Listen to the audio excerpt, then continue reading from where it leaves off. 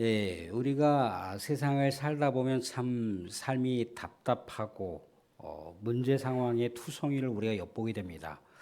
그 상황을 마주할 때면 거기에는 실망이 있을 수 있고 또 거기에는 낙심이 있을 수도 있습니다. 나 자신을 바라보더라도 한심스러운 모습들이 많이 발견될 수 있을 수 있습니다. 그럴 때 하나님 우리에게 뭐라고 말씀하시던가요? 신앙의 위인들, 신앙의 선진들은 무엇이라고 합니까? 그 상황 앞에 갇혀서 안절부절하지 못하고 그냥 불안해하고 낙심하고 좌절하고 거기에 그렇게 허우적거리면서 살라고 하던가요? 그러지 않죠. 하나님과 신앙의 증인들은 한결같이 성전을 향해서 기도하라고 합니다. 하나님을 바라보면서 기도하라고 하더라는 거죠. 왜 그렇습니까? 성전은 하나님의 이름이 있는 곳이고 성전은 죄인을 용서하시는 곳이고 성전은 우리 하나님의 언약의 은혜가 있는 곳입니다. 회복과 또 치유가 일어나는 곳이기 때문에 하나님은 성전을 바라보면서 기도하라고 하더라는 거죠. 신약으로 하자면 어떻습니까? 성전이신 예수 그리스도를 바라보면서 기도하라고 하고 있습니다. 예수 그리스도의 은혜의 빛 아래 우리가 우리의 마음을 결단하고 우리의 마음을 모아서 우리 하나님 앞에 치유해 주세요, 회복시켜 주세요, 새롭게 하여 주시옵소서라고 할 때 그분께서 우리 주님의 손이 우리의 심령을 만져주시고 우리가 그렇게 주님의 백성으로 거듭날 수가 있다는 겁니다. 사랑하는 성도들, 인생의 벼랑 끝에서 한 성도가 우리 하나님 앞에 기도를 하고 싶은데 기도할 수 없는 상황입니다. 기도가 한마디가 나오지 않습니다. 너무너무 살아가는 삶이 답답하고 억울하고 기가 막혀서 기도 한마디 나올 수 없는 상황이라는 거예요. 그저 예배당에 나와서 십자가만을 바라보면서 엉엉 울고 그렇게 돌아가더라는 거죠. 그런데 이 여인의 기도, 이 답답한 마음을 가지고 성전 예배당에 와서 십자가 아래서 기도하고 있는 기도 한마디도 하지 않았지만 우리 하나님께서는 이 사람의 기도를 들으셨을까요? 안 들으셨을까요? 들으셨겠죠. 그 마음을 받으시는 겁니다. 화려한 몇 마디, 뭐 떠들썩한 여러 가지 구사하는 그런 어떤 기도도 우리 하나님께서 귀하게 보실 수도 있지만 그 마음이 얼마나 우리 하나님을 향해서 갈급하게 나아가고 있는가, 마음의 중심이 우리 하나님께로 향하고 있는가, 그것을 하나님은 주목하신다는 겁니다. 오늘도 성전을 향해서 기도하는 여러 가지 내용들을 우리가 볼 수가 있어요. 어제인가요? 오늘이 어제죠. 어제 이렇게 김병주 장로님 이제 가족들이 오셔서 여기서 한 이틀인가 3일인가 이렇게 좀 주무셨던 것 같아요. 낮에 이렇게 막 소리가 나고 막 그러길래 이렇게 와봤습니다. 와봤더니 그 가족들이 우리 교육관에 와서 같이 이렇게 뭐 찬양도 부르고 또 사위하고 딸하고 거기 권사님하고 장로님하고 와서 이렇게 저렇게 이제 교회 와서 또 행복한 그런 시간들을 보내시고 있더라고요. 장로님하고 이제 한참 담소를 나누고 이제 그렇게 이제 헤어졌는데 조금 있다가 또 사위가 왔어요. 사위가 와서 아, 목사님 어느 때라도 제가 와서 기도할 수 있나요? 이렇게 얘기하시더라고요. 어느 때 와서라도 기도하십시오. 어느 때 와서라도 새벽이고 낮이고 밤이고 어느 때 와서라도 기도하십시오. 이 성전 예배당은 당신들을 위한 거니까 얼마든지 와서 기도하십시오. 그렇다는 거예요. 오늘 솔로몬이 이방인들이 우리 하나님의 성전을 바라보면서 기도하는 것조차도 들어주십시오라고 기도하고 있어요. 이방인들이 하나님을 알면 얼마나 알겠습니까? 그죠? 이방인이 성전에 대해서 알면 얼마나 알겠어요. 그죠? 그렇지만 우리 하나님을 경외하는 마음으로 하나님을 사모하는 마음으로다가 그들이 비록 기도가 서툰다 할지라도 하나님을 앙망하면서 그 성전을 바라보며 기도할 때 하나님께서 그 기도를 들응답해 달라고 하는 솔로몬의 이 간절한 기도가 나중에 우리가 복음서를 보면 알지만 이방인들 중에 예수님을 찾은 사람들이 있어요. 헬라 수로보니게 여인이라고 자신의 딸이 귀신 들려서 정말 삶 자체가 완전히 파괴됐는데 주님이시여 우리 딸 좀 고쳐주세요. 우리 딸 좀 고쳐주세요. 주님이 뭐라고 하시던가요? 나는 이방인에게조차 이렇게 고침에 대한 능력을 제공하고 싶지 않다라고 예수님께서 말씀하셨어요. 예수님께서 이렇게 말씀하시자 이 수로보니게 여인이 이 갈급한 마음, 절박한 심정으로 뭐라고 얘기합니까? 은혜의 부스럭이라도, 은혜의 파편 조각이라도 나에게 주신다면 얼마나 감사하겠습니까? 라고 그렇게 정말 절실한 마음으로 우리 주님 앞에 나아갑니다. 주님은 그 이방인의 그 간절한 그 여인의 기도를 들어 응답하시고 딸이 귀신 들렸던 그 딸을 고쳐주시는 장면을 볼 수가 있습니다. 결국 하나님의 성전은요, 만민에게 열려 있어요. 만민이 기도하는 곳입니다. 꼭 선택받은 부름받은 사람들만의 기도가 아니라 그 어느 누구라도 우리 하나님을 바라보면서 기도할 수 있는 곳이 성전을 향한 기도라는 거예요. 근데 중요한 건 뭐냐면 또 하나의 관건은 믿음의 사람들이 얼마나 성전을 바라보면서 기도하고 있냐는 거죠. 성전을 바라본다는 것은 주님을 의식하면서 하는 기도입니다. 우리는 얼마나 정말 절실하게 갈급하게 우리 주님을 바라보면서 기도하고 있는가. 혹여라도 우리는 이 세상 살아가는데 별다른 문제가 없기 때문에 별다른 나의 삶 속에 큰 어떤 삶의 환경의 변화가 없기 때문에 우리 주님을 갈급하게 찾지 않아도 얼마든지 이 세상을 살아가는 삶의 여유가 있기 때문에 혹여라도 절박하게 우리가 주님을 찾지 않는 경향성이 있을 수 있으나 우리는 분명한 것은 하나님의 백성이라고 하는 분명한 정체성, 우리가 이 세상 가운데 거룩한 삶을 감지하면서 살아가고 있는 것을 살펴볼 때 우리는 끊임없이 내 삶 속에 주님이 아니면 안 된다라고 하는 그 의식을 가지고 주님 앞에 매달려야 된다라고 하는 겁니다. 오늘 전쟁 가운데도 기도하라고 하고 있습니다. 전쟁 가운데 기도할 때 하나님 우리의 기도를 들어주십시오라고 그렇게 하고 있어요. 34절 35절 보시면 전쟁에 대한 이야기가 나옵니다. 전쟁 가운데 우리가 기도할 때 하나님 이 전쟁 가운데서 기도를 응답해 주십시오. 사람들이 이 세상 살아가면서 여러분들은 무슨 전쟁을 치르고 있습니까? 가정 안에서 전쟁이 있죠, 그죠? 삶의 전쟁이 있습니다. 직장에서도 전쟁이 있습니다, 그죠? 나 자신과의 전쟁이 있을 수 있습니다, 그죠? 끊임없이 우리는 영적 전투에서의 삶을 살아갑니다. 그런데 우리가 그냥 덩그러니 그 전쟁이라고 하는 그 가정에서의 전쟁, 삶의 전쟁, 직장과 나 자신과의 전쟁에서 그냥 현실에 갇혀 있는 경향이 너무나 강합니다. 뭔가 커다란 문제가 발생하지도 않았는데 마치 그렇게 될 것이다라고 막 예상을 하면서 우리는 호들갑을 떨 수 있다는 거예요. 너무나 크게 반응을 한다는 거예요. 이건 무슨 영역일까요? 그냥 믿음의 영역이에요. 기도의 영역입니다. 믿음과 기도의 영역으로 나아간다는 건 뭐예요? 어떤 현실적인 문제와 상황이 내 지혜와 내 해안을 가지고 해결이 안 돼요. 그럼 어디 영역으로 넘겨야 되는 거예요? 우리 하나님의 영역으로 넘겨야 되는 거예요. 전쟁은 누구의 영역입니까? 하나님의 영역이에요. 가정에서 내 지혜와 내 삶의 처세 가지고 안 된다 이거예요. 그럼 어떻게 해야 됩니까? 하나님의 영역으로 넘겨야죠. 그죠? 하나님 이 영역은 하나님의 영역일 것 같아요. 하나님 지혜를 주시고 하나님 이 상황 가운데 개입해 주세요. 직장 안에서도 그렇지 않습니까? 그죠? 내 자신이 이렇게 저렇게 심리적으로 불안하고 답답하고 견딜 수 없어요. 그죠? 자꾸만 뭔가 우리 하나님께 나가고자 하려고 해도 자꾸 무력하고 너무나 무력하고 뭔가 해보려고 하는데 잘 안 되는 경향이 있어요. 그죠? 끊임없이 내가 사탄에 눌려 있는 거예요. 이럴 때 어떻게 됩니까? 내 자리로 주님을 초대할 수밖에 없어요. 주님의 영역으로 그 문제를 가져갈 수밖에 없단 말이죠. 그죠?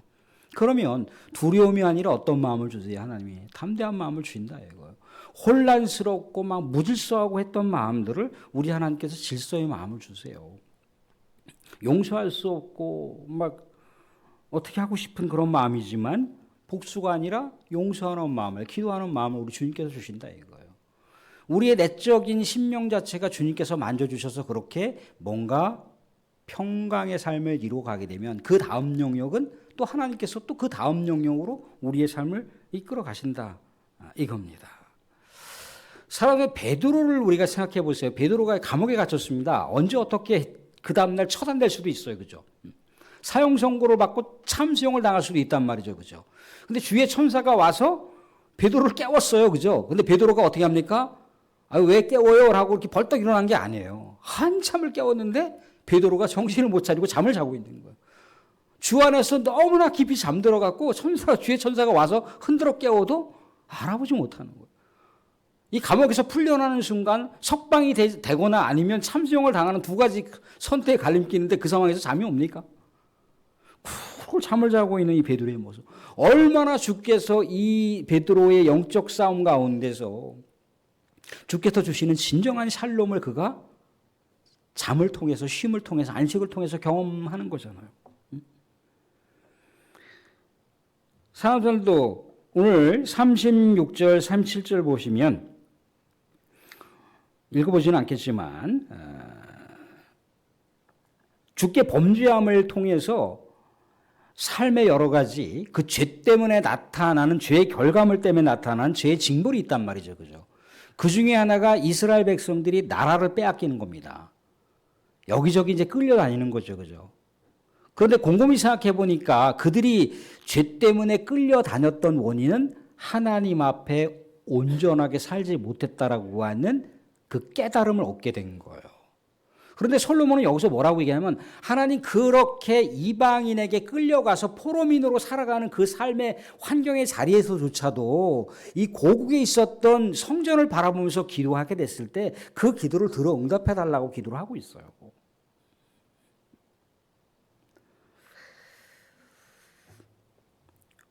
범죄로 인해서 우리의 삶이 패배되고 우리의 삶에 여러 가지 문제가 더 커지게 되고 그럴 때 어떻게 하라는 겁니까? 회개하라는 거예요.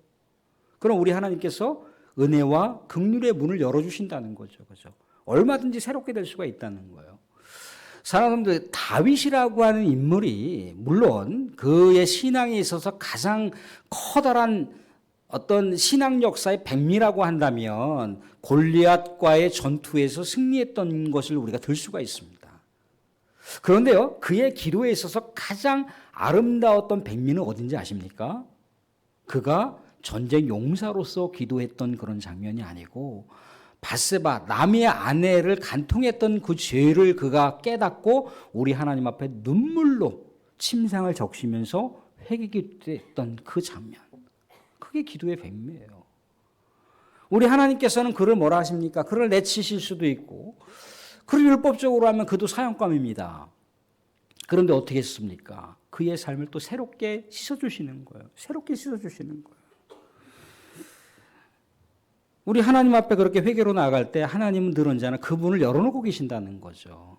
다시 일으켜주시고 다시 정한 마음을 주시고 다시 새롭게 하시는 그 회개의 문, 하늘의 문을 열어주신다는 거죠. 우리는 그러니까 그런 어떤 이런저런 삶의 상황 속에서도 불평과 핑계 대신에 또 회개의 삶으로 나갈 수가 있고 체념과 좌절 대신에 우리의 마음을 모으고 그 자리에서 우리가 하나님께 나아갈 수 있는가를 우리 물어봐야 돼요. 털파덕 주저앉아갖고 인간적으로만 자꾸 고뇌하고 인간적으로만 힘들어할 것이 아니고 하나님이 건지신다고 하지 않습니까? 환난 날에 부르시면 건진다고 하지 않습니까? 그렇죠? 주님을 찾으면 만남을 준다고 하지 않습니까? 그렇죠? 이런 놀라운 신앙의 선진들의 기도가 있었기 때문에 우리가 또한 기도의 여백을 가질 수가 있는 거예요. 마지막 대목 우리 한번 같이 한번 읽어보도록 하겠습니다. 어디를 보시느냐면요. 41절 42절을 같이 한번 읽어보겠습니다. 41절부터 42절까지 두 구절 다시 한번 읽어보겠습니다. 같이 봅니다. 시작. 여호와 하나님이여 일어나 들어가사 주의 능력의 교회와 함께 주의 평안한 처소에 계시옵소서.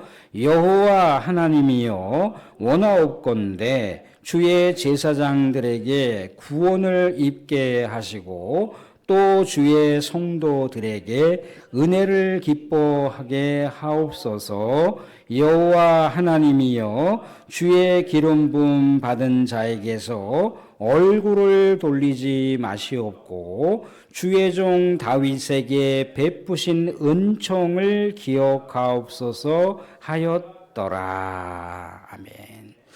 솔로몬의 중보 기도하는 장면을 보고 있잖아요. 그죠? 제사장을 위해서 기도하고 백성을 위해서 기도하고. 제사장들에게 주의 구원의 역사가 펼쳐질 수 있도록 또 주의 백성들에게 우리 하나님의 은혜가 늘 언제나 은혜 충만, 기쁨 충만하게 흘러갈 수 있도록 그렇게 기도하고 있습니다. 중요한 것은 하나님 얼굴을 돌리지 말아 주십시오. 내가 백성을 위해서 기도하거나 제사장을 위해서 기도하거나 했을 때 하나님 얼굴을 돌리지 말아 주십시오. 다윗에게 베푸셨던 은총을 기억해 주십시오. 그렇게 하고 있다는 거예요.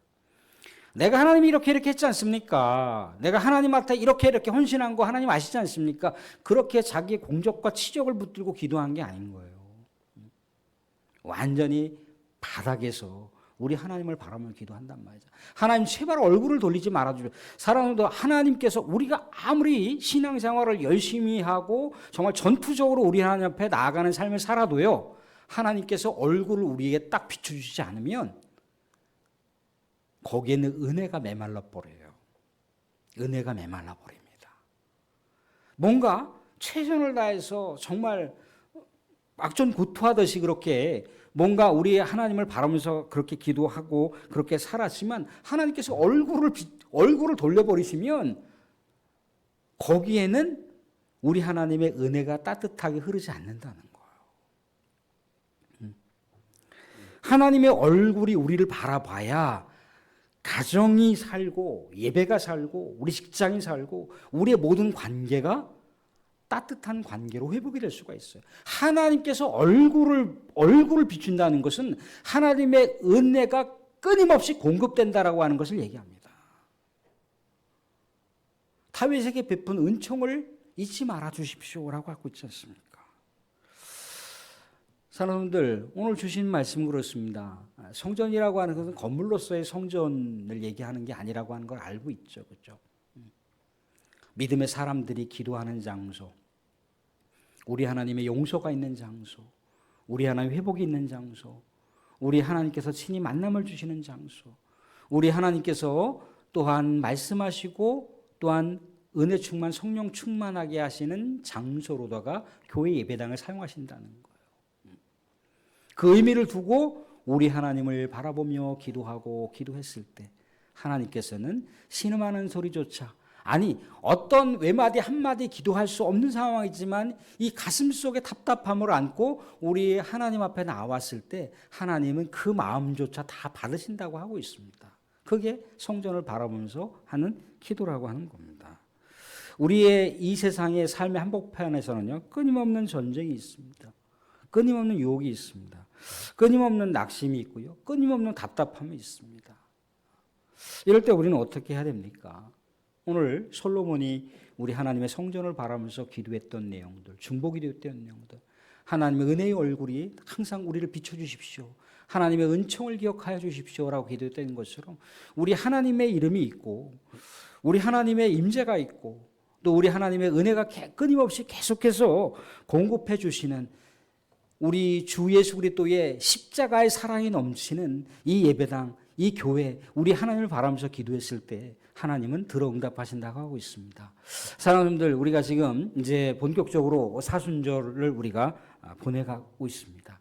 이 사순절 기간만이라도 우리가 더 집중하면서 우리 하나님께 또 새벽 경건으로 더 신실하게 또 기도함을 통해서 우리 주님의 임재를 또한 우리가 경험하시고 우리 주님의 놀라운 십자가 사랑을 더 우리가 몸으로 체득하게 해주시고 이 땅 가운데 성도로서 살아가는 삶이 별다른 게 특별한 게 있겠습니까? 우리 주님 바라보면서 우리가 말씀 붙들고 주님 백성답게 정체성을 잃지 않고 또 죽어가는 영혼들을 위해서 기도하고 또 교회를 위해서 기도하고 민족과 나라를 위해서 기도하고 선교사들을 위해서 기도하고 우리 후세대들을 위해서 기도하고 그런 게 우리의 신앙의 본분 아니겠습니까? 더욱더 사순절 기간에 경건의 모습으로, 경건의 껍데기가 아니라 경건의 내용을 채워가는 모습으로 우리 주님 앞에 나갈 때 우리 사랑하는 성도들의 신실한 모든 기도를 우리 하나님께서는 땅으로 그냥 내동댕이 치시지 않고 있는 그대로 다 받으셔서 하늘의 위대한 자원, 이 땅 가운데 하나님의 역사의 위대한 자원으로 사용할 수 있을 줄로 믿습니다. 아멘.